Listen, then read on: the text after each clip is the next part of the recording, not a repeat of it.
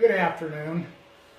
I'm reporting from sunny southern Nevada, Las Vegas, Nevada. As you all know, there have been a lot of Patriots that have been protesting at the federal courthouse in Las Vegas, Nevada. And, one of the things that we're protesting is the lack of jurisdiction by the federal courts. I've been saying this for some time, the Bundys have been saying this for some time, that there is no jurisdiction outside of territories in Washington, D.C. There's a recent case called, it's a federal tax case, and it was in Lufkin, Texas, and which the plaintiff prevailed. And in this case, well, actually the defendant prevailed. In this case, the plaintiff again was the federal government. And it was shown through, the Constitution of the United States and certain congressional statements that the federal courts have no jurisdiction. Now, we always talk about Clark County, Nevada, and the Congressional Act that made it part of the state of Nevada 2 years after the state of Nevada was created in 1864. So, in 1862, and then 1864, Clark County was added to the state of Nevada. And in that Congressional Act, it's very clear that the federal government has no jurisdiction. So we have an invasion by a federal corporation, all right? Because Washington, D.C. was incorporated some time ago. I believe it was in the early 1800s, if I'm not mistaken. And corporations are laws within themselves. They, generally compared, corporate laws many times compared to maritime law, admiralty law, because they're basically a law of the high seas. It's not constitutional. So by usurpation, the federal government has been usurping authority, where they have no authority at all. And I believe this is why you have these judges like Judge Gloria Navarro, Judge Anna J. Brown will not allow the Constitution of the United States in a federal court, because once they do that, it'll prove they have no jurisdiction, none whatsoever. That's why she won't even allow the defense to use the First and the Second Amendment rights to be articulated in that court. Because they don't recognize them. They don't recognize the Constitution of the United States, and if they did, it's over with. It's flat over with. I think everybody should go and watch this. It's not a video, but look at this. You can get it in a PDF file, but look at this article, and this is very recent. This was just recently posted on March 30th, 2017, and it was posted by it was by Maine Republican Email Alert, and it's very, very informative, and it goes through the history of this federal usurpation and what's happened. And what really gets me, and I'm not going to scroll through this whole thing, but it's a really good synopsis of what has taken place in our country. Now, this explains perfectly why these judges are doing what they're doing. They know they don't have any jurisdiction, and that is insidious, right on its surface, that they know that. They know they're committing fraud. So, wow, these judges absolutely need to be arrested and prosecuted. And we have this collusion now, which they are extending just to save their butts, in my opinion. They have this collusion with your local sheriff here in southern Nevada, Sheriff Lombardo. His deputies got on a stand, something like over 2 dozen of them, and lied. They lied. So this collusion is conspiracy, and here's what's amazing: they're calling people that exercise their constitutional rights as conspiring. Well, I suppose technically that's correct, because I would conspire against an illegal entity trying to take over my life, trying to take over my county and my state. All right? Okay, so, let's just reverse the tables. And now we realize that they're violating RICO statutes, that they are conspiring against the American people. I've been saying this, and other people have been saying this for a long, long time. What you have is a group of individuals that is just another gang, just another mafia gang that has pulled the wool over the eyes of the American people. But we're waking up. We're waking up. And something needs to be done. Right now, where do you go? Where do you go to put an end to this? Our local sheriff is in collusion with this conspiracy against the American people. Isn't it amazing? They're always guilty. The federal government is always guilty of exactly what they are accusing you of.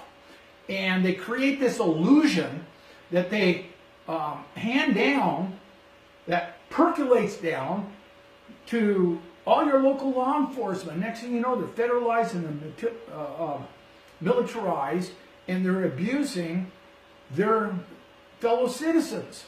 This has got to stop. This has got to end somewhere. And it really needs to stop now.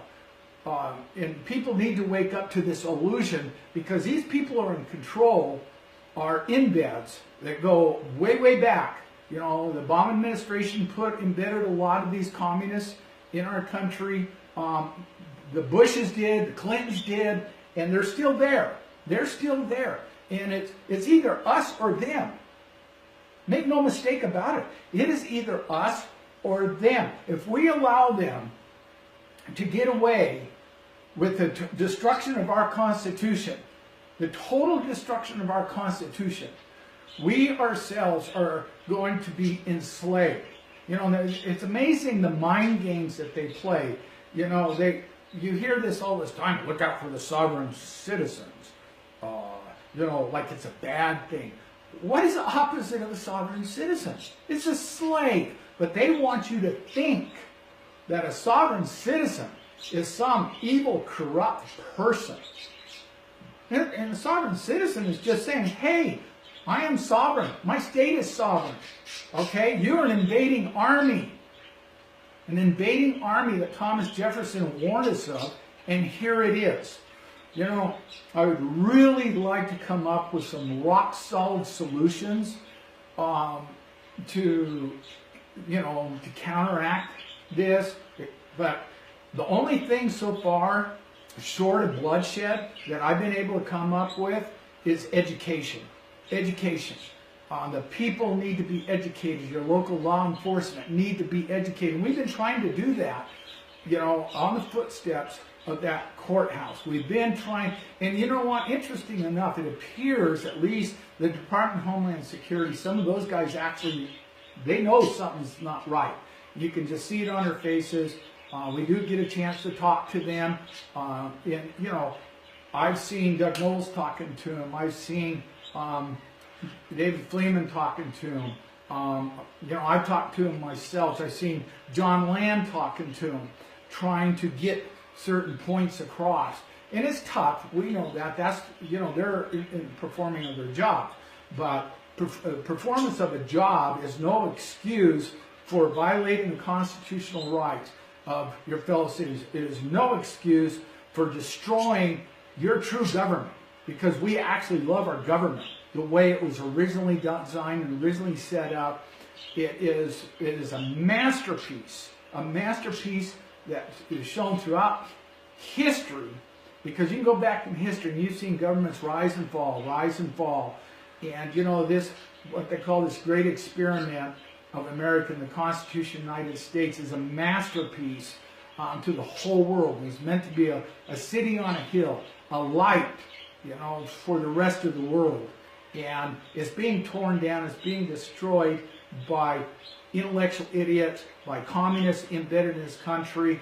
And I want to talk about intellectual idiots. You can have all kinds of facts at your immediate mental disposal and appear to be a very educated person. But that doesn't mean you're intelligent. Because if you don't have wisdom, which is really nothing more than common sense, then you become an intellectual idiot. And all of your learning and all of your knowledge is destructive. It is destructive to you, and it's destructive to your fellow man. If you don't abide by eternal principles that are found in the Constitution of the United States, you hear what I said? Eternal principles that are found in the Constitution of the United States.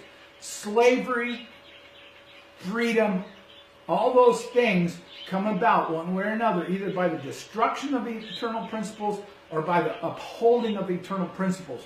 They are not changing. The Constitution is not this living document that can be manipulated, that can be formed into something that, you know, your neocons want, your communists want.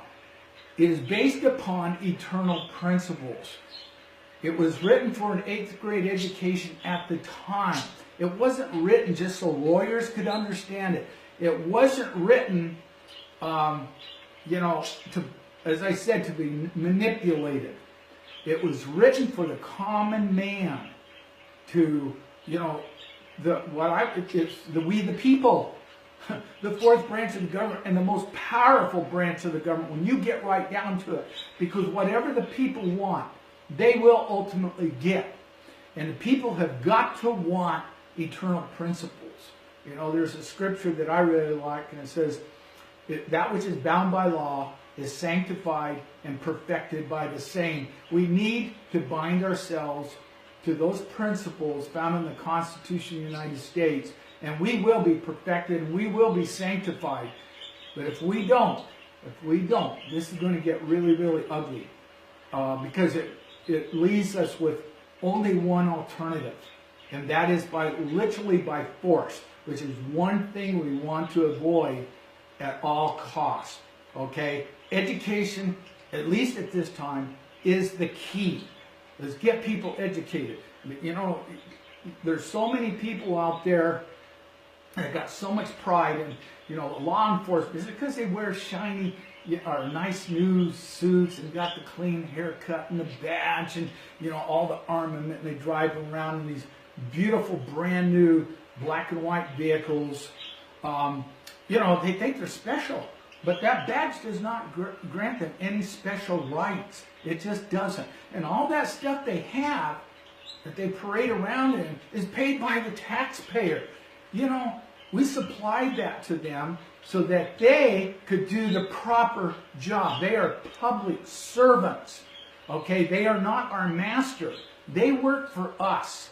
They work for the American people, and they have forgotten that. They have forgotten it. And they go out of the way to intimidate, because for decades now, the police officers, or the police unions, the counties, the police departments have been hiring narcissistic type personalities. And really, that is a lack of wisdom. It's a lack of common sense when you get right down to it. And they are bound and determined to do the job that they think they're supposed to do, even no matter how it intimidates their fellow citizens. And it's really disgusting to see it. It's really disgusting to see the self-righteousness, holier than thou, superior attitude fostered upon, you know, their fellow Americans. It's disgusting. we've seen it time and time again. We've had something like, different people, but 8 arrests on the courthouse. Joshua Martinez being the number one. But Ken Medenbach, and I don't know who the others are because I haven't always been there. But you've got David Zeinruger, and he goes up there and he prays every morning on the doorsteps with a flag that says "Petition to Heaven," and he's come pretty close. Right? So they always surround him, as he's praying, which is kind of interesting. I think they don't want to interrupt the man praying to God because that's like a direct attack on God. So, but this is what's been going on. They just intimidate, impede. They're always talking about conspiracy to imitate, impede, or threaten federal officers. Well, that's exactly what they're doing to sovereign citizens of Clark County of Nevada. So they are the ones that are doing exactly what they're accusing others of doing. So, next week, starting Monday, it's good to have people out there. It's really good to have people out there because it definitely makes an impression and it gets the message out. So, let's get out there, let's protest, let's do whatever we can to wake people up. Okay? Thank you.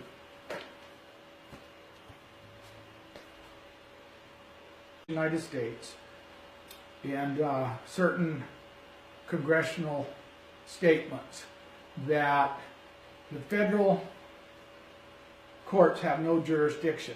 Now, we always talk about Clark County, Nevada, and the congressional act that made it part of the state of Nevada 2 years after the state of Nevada was created.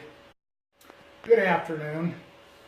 I'm reporting from sunny southern Nevada, Las Vegas, Nevada. As you all know, there have been a lot of Patriots that have been protesting at the federal courthouse in Las Vegas, Nevada. And, one of the things that we're protesting is the lack of jurisdiction by the federal courts. I've been saying this for some time. The Bundys have been saying this for some time, that there is no jurisdiction outside of territories in Washington, D.C. There's a recent case called, it's a federal in 1864. So, in 1862, and then 1864, Clark County was added to the state of Nevada. And in that congressional act, it's very clear that the federal government has no jurisdiction. So we have an invasion by a federal corporation, tax case, and it was in Lufkin, Texas, and which the plaintiff prevailed. And in this case, well, actually the defendant prevailed. In this case, the plaintiff, again, was the federal government. And it was shown through, the Constitution